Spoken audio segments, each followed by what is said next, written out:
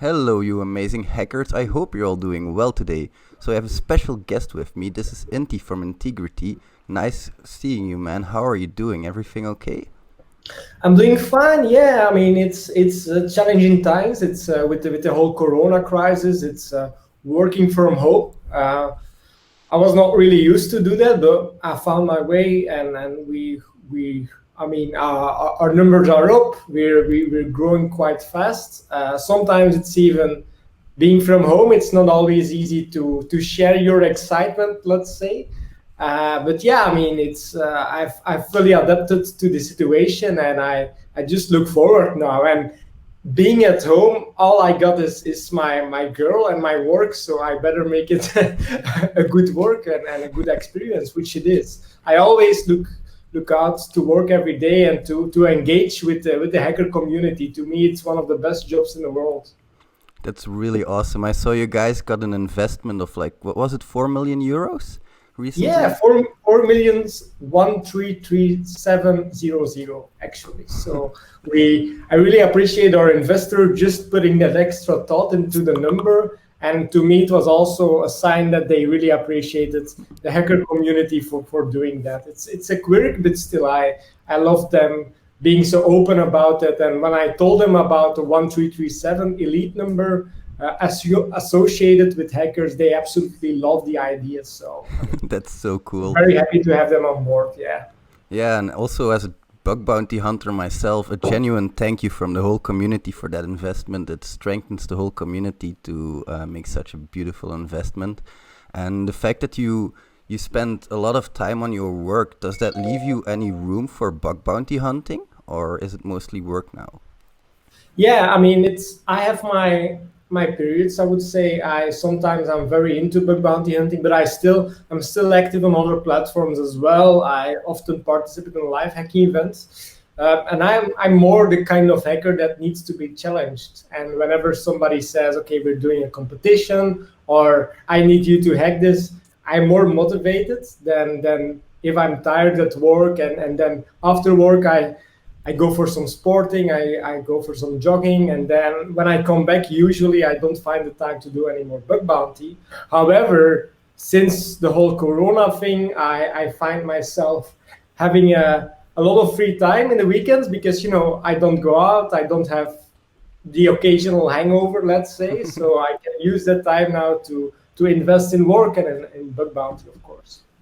That's really cool that you say challenge because I'm going to take this opportunity to make a little bit of an advertisement here. Soon we're going to do a red capture the flag competition, and it's going to be a box built by two amazing box builders, Andreas and the Art, and we're going to give away like 4 Pentester Lab Pro subscriptions.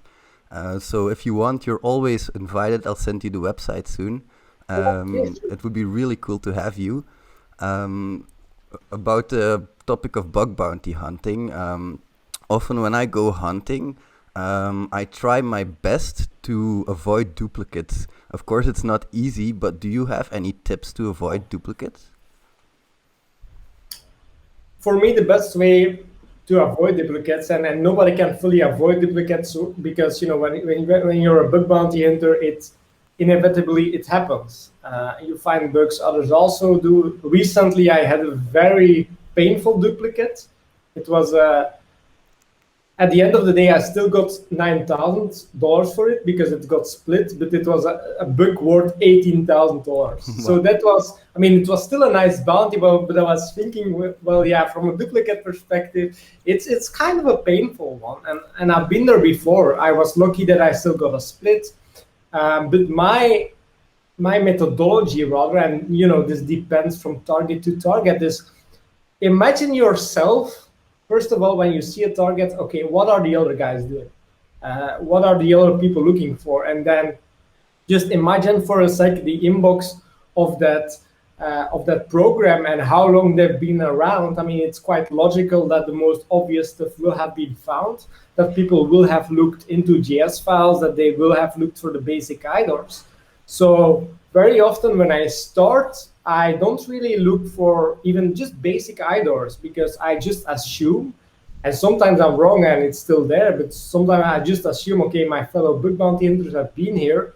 let me invest my time into something very complex. So I take the time, I set something up, I read some documents, I say, okay, let me just do this integration because I know not a lot of people will bother installing it, or not a lot of people will bother paying for this service.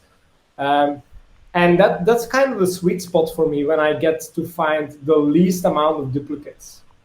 Yeah, that's really cool. Like you say, when you get that dreaded duplicate label on your bug that's worth $18,000, that's a big stress Yeah, factor, of course. But but it's still, I mean, money aside, it still means that you found a valid vulnerability. You were just not the first. I think, of course, from a money aspect, it's not funny to get uh, duplicate, but I would rather get a duplicate than an informative or than not applicable of just getting rejected. I mean, it just means that you didn't find it in time, but it's you will probably have learned something, and if you can find it there, it also you could also assume that you can find it somewhere else.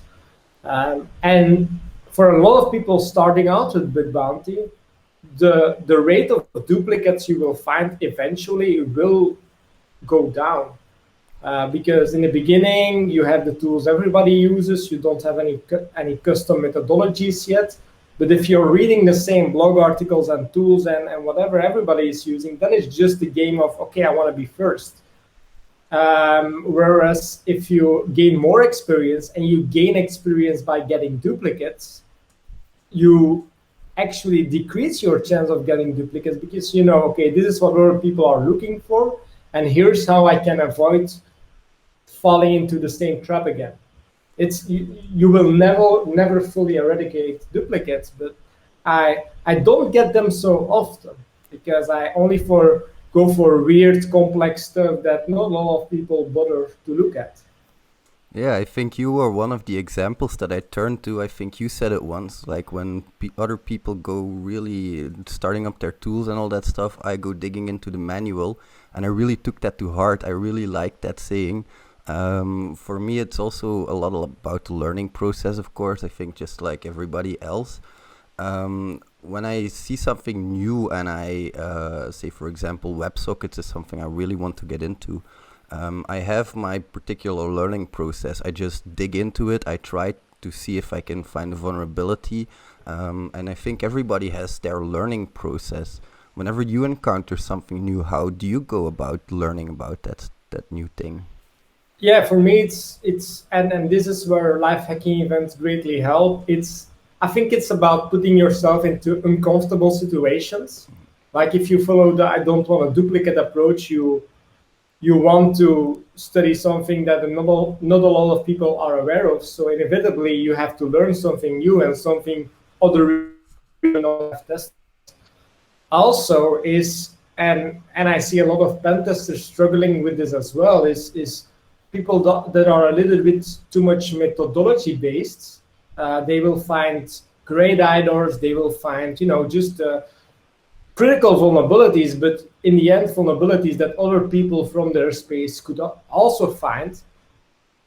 I usually don't think too much about the technical side of how should I say, of the technical side of my target. I don't imagine too much in the beginning what's going on in the backend, because if you do so, you restrict yourself and you say, okay, this cannot possibly happen. I will usually just throw a lot of very random input into all sort of places. I just fuzz things, or I have my own set of payloads that I just throw out there.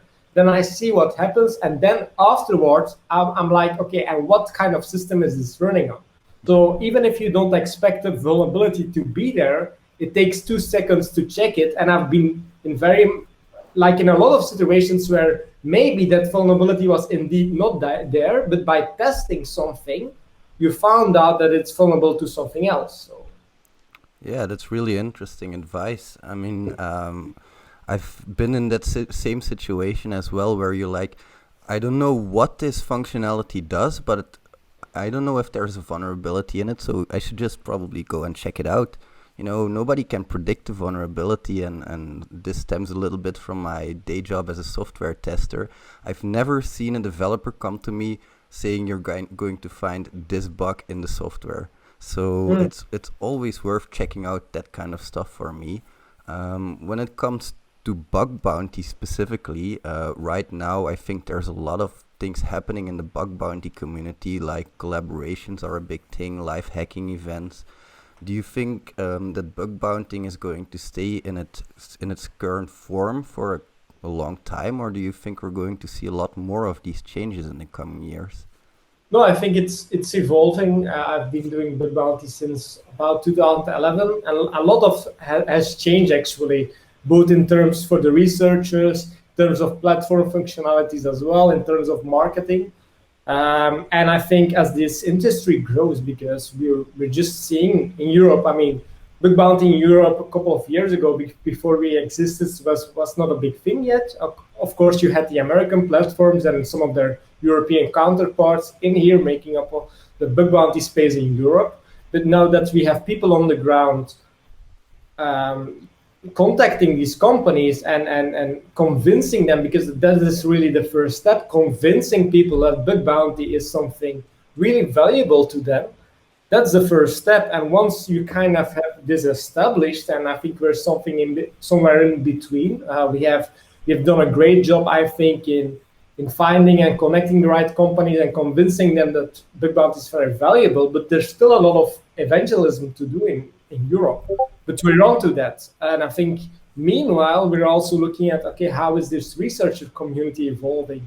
Because at the end of the day, every platform, and this is the same for if you have been existing for years or just started out as a platform, every platform is fighting, let's say, for the same pool of researchers. So we don't get to define the expectations very often. That's why we think researcher feedback is so important to us. And we recently did a study with a lot of researchers, did some surveys about, okay, what do you like us to change? For me, as my experience as a researcher, I do have my views, but it's not enough. And we see these industries change every day. Unfortunately, we can't always make breaking changes to our product every day, but there's a lot of things on our roadmap that I'm really excited about. And it's, especially with products like this, you have to go one step at a time. You can just say, okay, now we're doing something completely different because the researcher community has to approve. But I like the way we work. Usually we kind of do test projects with a certain set of researchers, then gather feedback, and then in the end we decide whether to launch the functionality or not. Yeah, that's really apparent in your way of working as well, because I see the way you pull all of these different updates to the community, and I really appreciate that. I really like working with Intigriti as well. That's probably pretty obvious. Of course, I like working with the other platforms as well. But for me, it's a little bit of, let's say, my home base, because I also live in Europe and Intigriti is Europe based. So I get to explore more programs that I'm familiar with as well. One thing I have heard as a concern a little bit in the past, and I don't really agree with this, but I'm interested in your opinion, is some hackers say that the researcher pool is already too crowded. What's your opinion on this? Do you think that people can still get into bug bounty hunting these days? Well, I think there's multiple aspects to this. From, if I would look purely at the data, we've seen a very large increase of bounties being issued, about reports coming in, and every single day there are new programs. And I think our invitation system is also kind of fair. It gives chances to new researchers as well.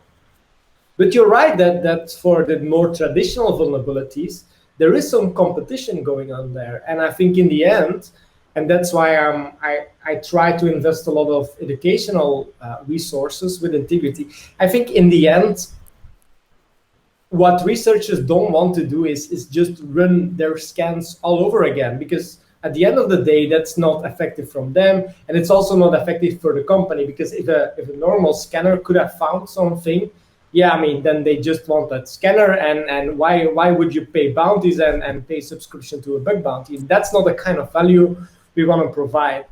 I do admit it's sometimes hard. However, if you I think every industry can be hard to break into. If you want to be a good developer, you don't. I mean, you're not a good developer from your first hello world. Whereas I've seen, and this mainly depends on your background. What I've seen is that people can score bounties sometimes really fast because and company environments change every day. It's just, I think it's especially hard from people that think the same and do all the same tests.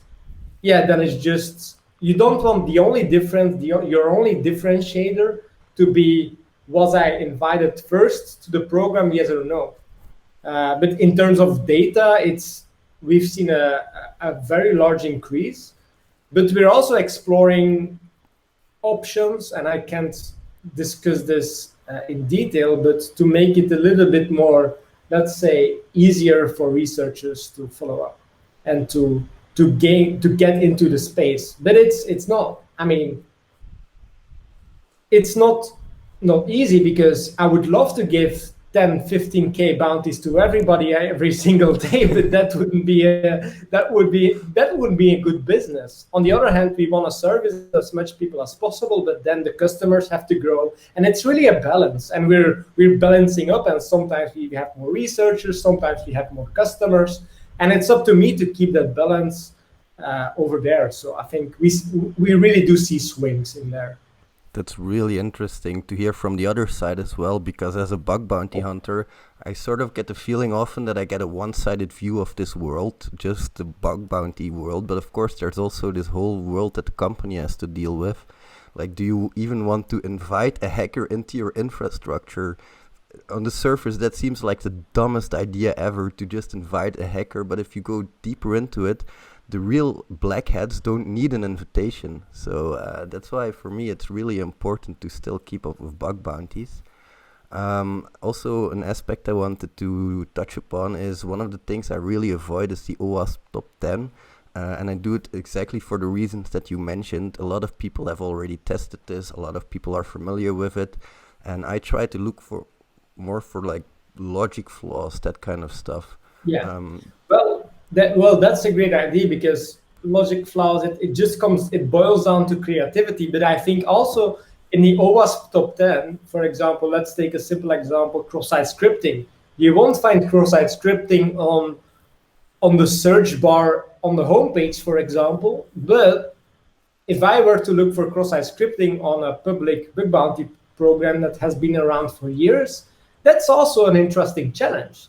And it's something I wouldn't recommend people to roll out, because it's hard. But then the trick is to find ways to execute or to have cross-site scripting in ways maybe other people wouldn't think about. And this can even involve business logic. You can have a very exotic 20,000 buttons within the application and configuring it the right way. And yeah, stuff like that. So I think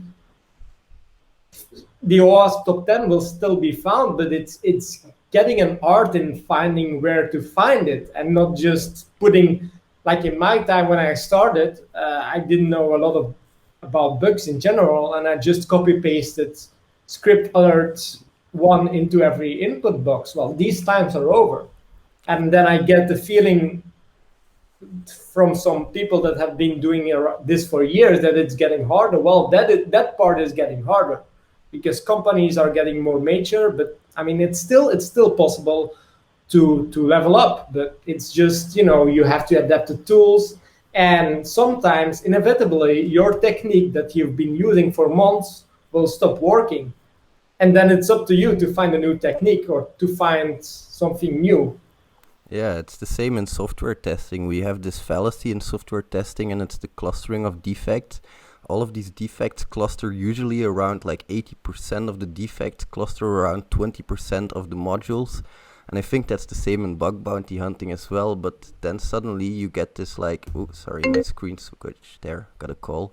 So suddenly you switch your view and you start thinking of new stuff. And it gets you motivated to find new stuff as well, because when you find this new bug, it for me at least, and you get the bounty. It brings a drive as well, you know, just to look again, to look further, to look more. And one thing I also do is I regularly go back to the programs I already visited before, because I noticed they will not always like publish stuff on their target page, but they often have what's new functionality on the website, and in there you can find stuff that they published. Especially in these days, like developers often push for 2-week release cycles. So every 2 weeks you're going to have new software to test. And it's, for me, especially those integrations matter a lot. Now, one thing I do regret, and that's something, maybe a totally different point, but I fully regret this, is not starting sooner. I only started like a year ago. So if I would have one big tip for myself, it would be start whenever you feel ready, just go, because I've always wanted to do this kind of stuff. Do you have any tips for your younger self that you would like to give yourself? For my younger self, well, that's a good question. I would say spend your money more wisely. I think my first bounties went to parties, but I started being 16 years old, and then I also forgot to pay taxes on it, but it has all sorted out then. Pay your taxes. That's one thing, and also try to see, and joining a bug bounty platform greatly helped, is try to see the side from the company.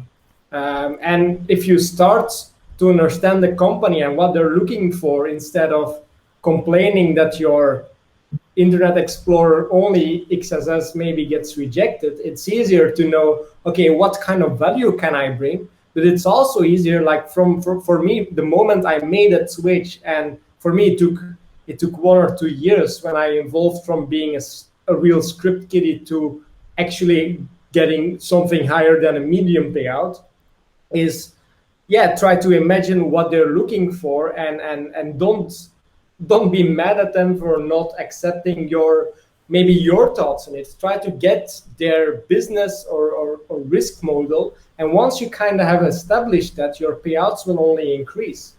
Yeah, I can only recommend that tip, because I've asked a couple of questions as like these before. Like, I have this issue. How would I rate this? I've asked myself this question a couple of times before, and putting yourselves in the shoes of the company really helps on that aspect. So I would like to thank you very, very much, Inti, for this amazing interview. Do you have any finishing thoughts for the viewers, maybe? I mean, I'm very glad to be on the bug bounty side, on the platform side, and in the community, because for me, I don't feel like I have two faces. I want to be one face, and I kind of want to be the bridge, and that's something I miss with some other bug bounty platforms sometimes.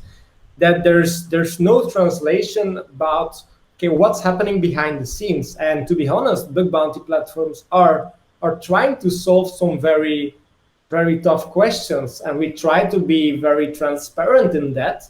It's not always easy. I mean, you have an amazing community of hackers, and a very vocal community as well, and I think that's needed to be able to grow fast and to do the right thing. And we want to be very transparent. So if you're seeing this and you have any concerns or questions related to how bug bounty platforms work, I mean, be my guest, slide into my DMs, and I'm always glad to answer those questions, because at the end of the day, I wanna bring both sides closer together, because we do need each other, and for us we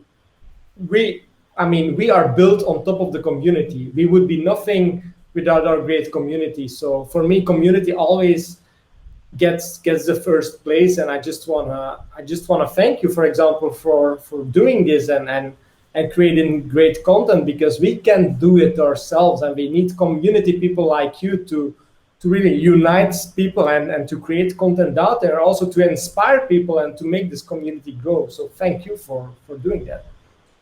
From the bottom of my heart, I enjoy doing this. I really do. Also, not just because I like doing bug bounties, but like you say, the community, that's what drives this whole thing, just the same as the Red Pack, just the same as Intigriti. So thank you very much for the interview. And to everybody watching, if you liked this interview, you know what to do, and I'll see you in the next one. Bye, everyone.